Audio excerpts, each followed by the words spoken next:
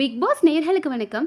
ஏன்டா பொய் சொல்லலாம். இப்படி ஏக்கர் கணக்கா பொய் சொல்றது அப்படின்ற மாதிரி அத்தன பேர் ஒரு பெஸ்ட் பெர்ஃபார்மர் குடுக்க சொன்னதுக்கு, அப்படியே அன்ப பொழிஞ்சுகிட்டு இருக்காங்க. அவங்களோட நடிப்பு திறமையெல்லாம் இருக்கே வேற லெவல் நடிகர்கள் அப்படின்னு காட்டுறாங்க. ஏன்னா பெஸ்ட் பெர்ஃபார்மர்னு 2 பேர செலக்ட் பண்ணோம். ஸோ ஹையஸ்ட் வோட்டிங் வாங்குனது கனி அக்கா. கனி அக்காக்கு 9 வோட்ஸ் வந்திருக்கிறது. ஸோ இதற்கு காரணம் என்ன அப்படின்னு பார்த்தோம்னா, கனி அக்கா அன்பானவள், அழகானவள், ஒரு தாய் பண்பு கொண்டவள். அவங்க என்னதான் வந்து கிச்சன் டீம் கிடையாது. இந்த தடவ அவங்க கிளீனிங் டீம்ல இருந்தாலும் குக்கிங் சபரிக்கும் எஃப்ஜேக்கும் தெரியாதுன்றதுக்காக குக்கிங் பண்ணி குடுக்குறாங்க. அவங்களே வந்து கூட நிறைய ஹெல்ப் பண்றாங்க. சமையலும் அக்கா குக்கிங்கும் பண்றாங்க, கிளீனிங்கும் பண்றாங்க, டாஸ்க்கும் பண்றாங்க.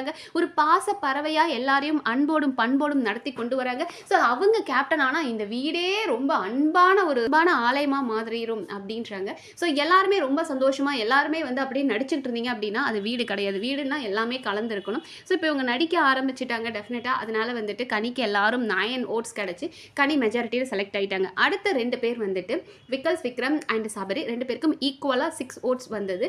ஸோ பிக் பாஸ் என்ன சொல்லிட்டார் அப்படின்னா 2 பேருக்குமே இருக்கு இல்லையா அப்படின்னு ஒருத்தரை செலக்ட் பண்ணுங்க அப்படின்னாங்க. அப்போ நம்ம சபரி அப்படியே மாடர்ன் மதர் தெரேசா இல்லையா அவர் என்ன பண்ணிட்டார் அப்படின்னா இல்ல என்னை விட வந்து கேப்டனா வந்து விக்ரம் இருந்தால் தான் நல்லா இருக்கும். அதனால என்னோட ஓட்டையும் நான் விக்கல்ஸ்க்கு போறேன் அப்படின்னு சொல்லிட்டு அவர் போய் உட்காந்துட்டார். ஆனா பிக் பாஸ் டே நடிக்காதடா, இன்னும் அவார்டா கொடுக்குறாங்க, ஓவரா நடிக்காத, அந்த சீன்லாம் இங்க வேண்டாம். நீங்க 2 பேரும் சூஸ் பண்ணியிருக்கலாம். உனக்கு வந்து அவனை பெஸ்ட் நீ சொல்லியிருக்கலாம். ஆனால் மக்கள் வீட்டில் இருக்க மற்ற கண்டஸ்டன்ஸ் டிசைட் பண்ணட்டும் அப்படின்னு சொல்லிட்டாங்க. ஸோ மற்றவங்க எல்லாரும் வந்துட்டு சபரியா இல்லை விக்ரமா அப்படின்னு பார்த்தா ஆப்வியஸா எல்லாருமே சபரியை தான். ஏன்னா சபரி தான் ஆப்வியஸா எல்லாரும் சபரியை தான் சூஸ் பண்ணாங்க. பிகாஸ் அவர் எப்படின்னா தான் செய்யற வேலையை அதை நான் பண்ணுறேன்றதை வேறு விதமாக எக்ஸ்போஸ் பண்ணுவார். லைக் இப்போ அவர் வந்து தண்ணிக்கு இன்சார்ஜாக இருந்தார். அப்போ அவர் குளிக்காமல் அந்த தண்ணியை எடுத்துக்காமல் இருந்தார். மற்றவங்களுக்கு நிறைய கொடுத்தார். அது மற்றவங்களுக்கு புரிய வைக்கணும் அப்படின்றதுக்காகவே மச்சான் நான்லாம் இப்போ என்ன பண்ணுறேன் அப்படின்னா ஒரு டிஷ்யூ எடுத்து சும்மா அண்டராம் மட்டும் தான் தொடச்சிக்கிறேன், நான் குளிக்கிறதே இல்லை மச்சான், அந்த மாதிரி தான் நீயும் பண்ணணும் மச்சான், அப்போ தான் வந்துட்டு நமக்கு தண்ணி கரெக்டாக இருக்கும். ஏன்னா நம்ம தண்ணியை வந்து டிஸ்ட்ரிபியூட் பண்ணுற இடத்துல இருக்கும். ஏன்னா நாம தான் டிஸ்ட்ரிபியூட் பண்ணிட்டு இருக்கோம். அப்போ நாமளே எடுத்து நிறைய யூஸ் பண்ணக்கூடாது மச்சான், ஸோ நம்ம இதைத்தான் பண்ணணும் அப்படின்னு மற்றவங்களுக்கு ஒரு சஜஷன் சொல்கிற மாதிரி தான் எப்படி பண்ண போகிறோம் அப்படின்றத சொல்வார். இப்போ அவருக்கு குக்கிங் தெரியாது. ஸோ குக்கிங் தெரியாது அப்படின் போது என்ன பண்ணுவார்னா கனியக்காட்ட ஒரு தடவை கேட்பார், கனியக்கா இது எப்படி பண்ணணும் அப்படின்னு. அடுத்தது கெமி கிட்ட கேட்பாரு, அப்புறம் கலையரசன் கிட்ட கேட்பார். அப்படி 4 பேர்கிட்ட கேட்கும்போது எல்லாருமே என்ன நினைக்கிறாங்க, சார் சபரி டெடிகேஷனாக ஒர்க் பண்ணுறாரு, ஸோ சபரி டெடிகேஷனாக இருக்கார் அப்படின்றதுக்காக நிறைய பேர் சபரியை செலக்ட் பண்ணாங்க. பட் சபரியை விட விக்ரம் இந்த வாரத்துக்கு நல்ல பெஸ்ட்டாக பண்ணாருன்னு தான் என்னோட பார்வையில் தோணுது. ஏன்னா டாஸ்க்குன்னு வரும்போது அவர் நல்லா பண்ணார். கேமில் அவரை யாராலையுமே பீட் பண்ண முடியல. ஏன்னா இந்த வாரத்தில் விக்ரம் நல்லா பெர்ஃபார்ம் பண்ணார். அது வந்து அவர் பிக் பாஸ் இவங்க சூப்பர் டீலக்ஸ் வீட்டுக்கு போயிட்டு அங்கே போய் ஒர்க் பண்ணும்போதும் தன்னால் முடிஞ்ச அளவுக்கு அதை ஃபன்னாக என்டர்டெயின்மெண்ட் பண்ணி கொண்டு போனதாகட்டும், இல்லை டாஸ்க் இந்த மாஸ் டாஸ்க்லையும் சரி, டாஸ்க்குன்னு வரும்போது மனுஷன் வேற லெவலில் இறங்கி விளையாண்டார். அவர் ஒரு டிஃபெண்டராக இருக்கும்போது அவரை யாராலுமே பீட் பண்ண முடியல.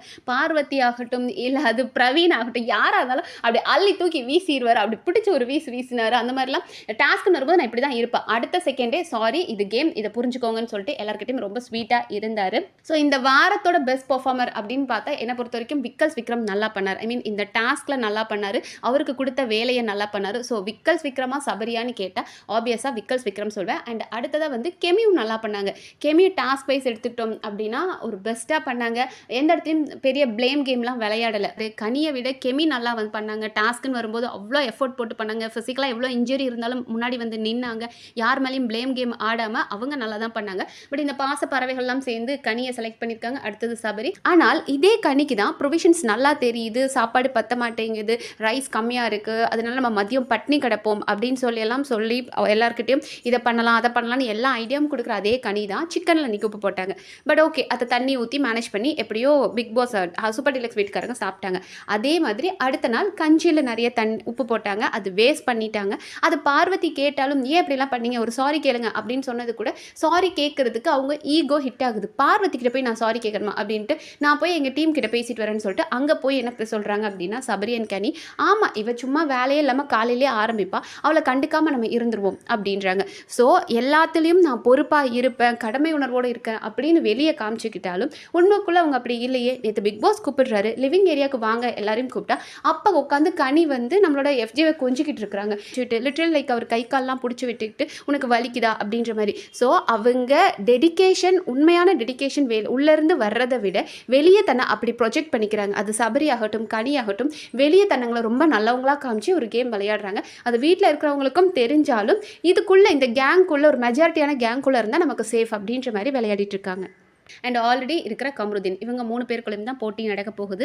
ஸோ இந்த வீட்டில் நீங்கள் நல்லவனாக இருக்கணும் அப்படின்றத விட உண்மையானவனாக இருந்தால் தான் நல்லாயிருக்கும்.